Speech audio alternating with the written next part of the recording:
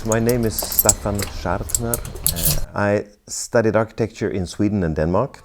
So I've been working more with project management in combination with planning. We had structural engineers integrated in this office that we started in 2005. And in the past 10 years I've been working exclusively with timber architecture.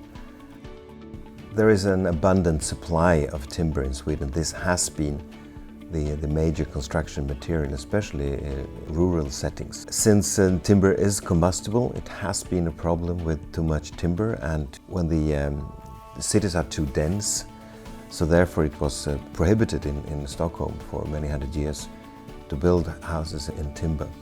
But it of course has been used all the time for parts of the building, like the beams holding the floors or the roof constructions and things like that.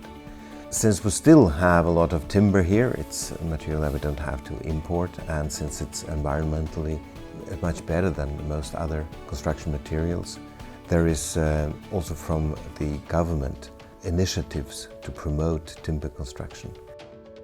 Usually use spruce, and spruce is of course a soft wood with properties that are not ideal for construction. But it's good enough, and it's quite durable in wet surroundings. So you don't have the problems you would have, for example, with beech, which is also used for structural purposes. But you need to keep beech dry, very dry.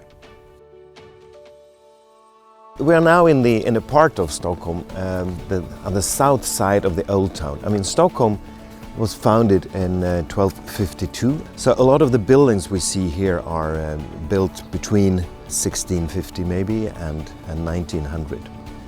And on my right side you see one of the old timber buildings. I mean, you don't see very much of it, but this is a very low-rise, simple building that was probably built in maybe around 1800.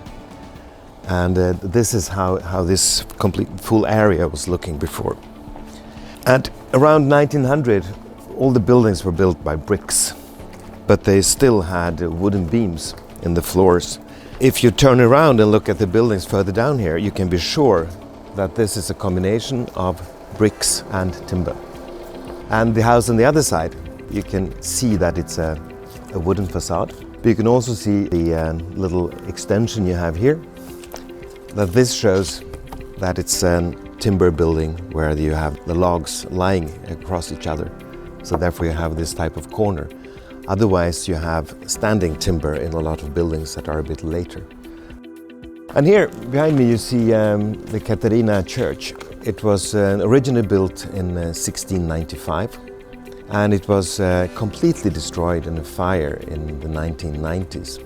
But it's now rebuilt with exactly the same techniques, the same tools, according to the original drawings. And this is, of course, also a brick building, basically, but everything, all the roof constructions and the tower is heavy timber constructions. You can say that basically this part of the town is a wooden part, even though there's a lot of brick in the newer additions as well. What you can say is that the building standing here up on the rock, which basically is this part of the town, you're often using natural stone directly on the rock to get it even, and then you put your building on top of that. And here is a more traditional building. This is also built by lying logs. You can see at the corners where it's sticking out. It's in the core of that vision. Is very little in the construction industry where you cannot use timber or other grown products, or at least clay or natural stone. But there's no doubt that timber, which is a domestic material, is a cheap and very versatile material, will be dominant in the development of construction here.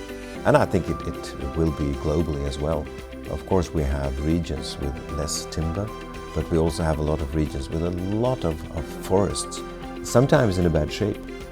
But there's a lot of forests worldwide, and those forests are big enough to actually supply the global construction industry with the material that is needed.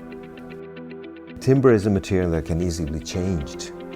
It's lightweight, and even though we try to avoid having any structural pieces affecting the spaces within the building, sometimes you might need to have an internal stair, and you need to make an opening, or sometimes you have other changes. And with timber, it's especially if you have mass timber where you have an overcapacity structure, you see. When you can take a chainsaw and make a new opening, or you can just put in a piece of timber in an existing opening and make it structurally active again, which is something you cannot do with concrete.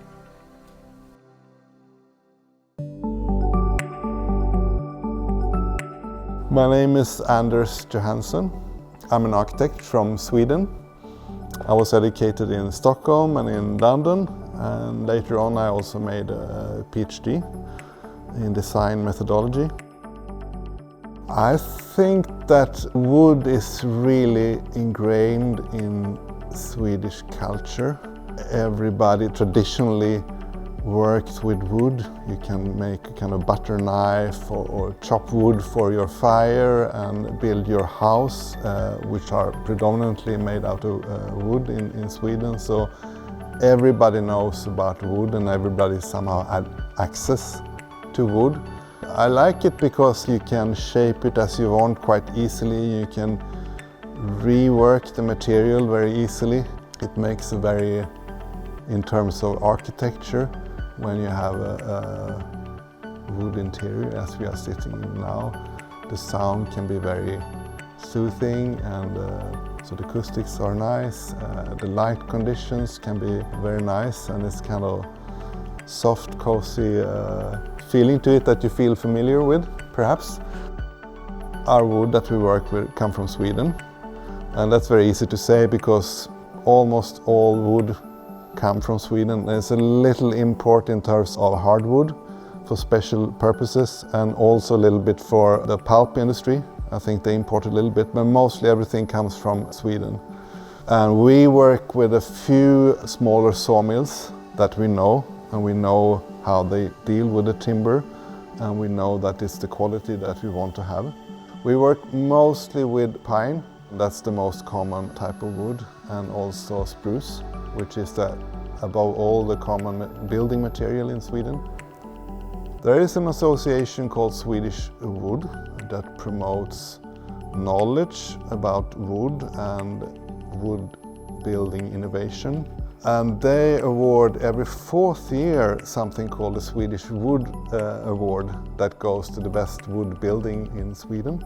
Then we won this award, a little bit surprising to be honest, but we are really happy, of course, about this prize in 2020.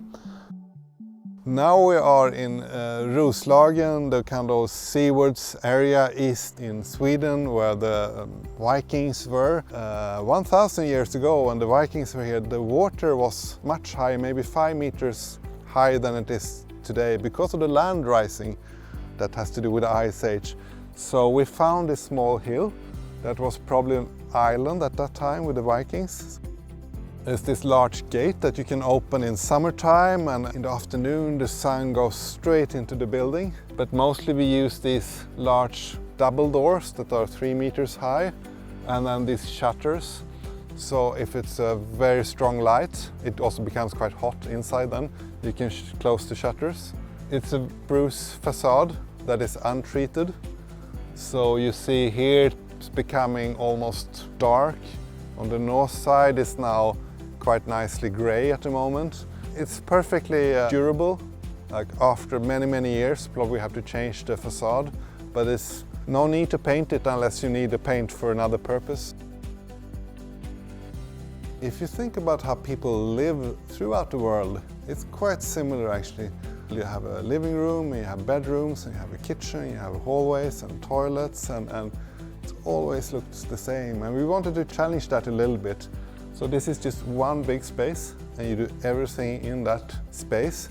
So behind you now is the kind of more woodworking part, and here's maybe something of a living room or general room, and then we have more the kitchen type and the loft where we are also sleeping and a little bit working. So everything occurs in the same room. You can shift the scenario if you want to have more kind of doing something more active where you need empty floor, you can do that. But also different people can do different things at the same time. It's working quite well and it's quite relieving, and this really makes you behave and think just slightly differently, which is very liberating for us at least. And we made a lot of tests and attempts because we built this house for ourselves, so we were allowed to test many things. For example, working as much as possible with wood. So normally over the windows, for example, or even under the windows, you will have a kind of metal plate that takes the water away, but we do that all in wood. So it's actually more or less no metal except for these kind of bracings here, which are made in metal. That there is no drain pipes also in this building, so the water just comes straight from the roof and goes down in the ground. It's wooden insulation, wooden fiber insulation, so the whole wall is made out of wood. There's no plastic involved at all in this building. These beams, they rest on this construction. This is one of the frames, and this is just one partition for the insulation. These windows are closed, so you cannot open them. They are screwed straight into the construction. So that's the simplest way we could think about making a window that is just directly screwed into the load-bearing construction. If you close the door, you have light from 3 directions. That makes a good light balance in the building. And it's actually better when the large door is shut. Then you have really kind of good balance that works in different times of the year and times of the day. This wood doesn't have a tongue and groove. I think that's very good for acoustics, but it's also nice for the appearance. This is really un-Swedish somehow to do it. Like you always had kind of straight, planed inner panels in wood, if you have wood. In Sweden, traditionally, almost all buildings are made out of wood, and people have this just understanding of wood houses. I think that making something that would last for 100 years, there will be not a problem to consume wood for that. Perhaps you should look at other things like how is the wood harvested and the situation there, and what do you do with the wood that is not for the furniture but is kind of left over.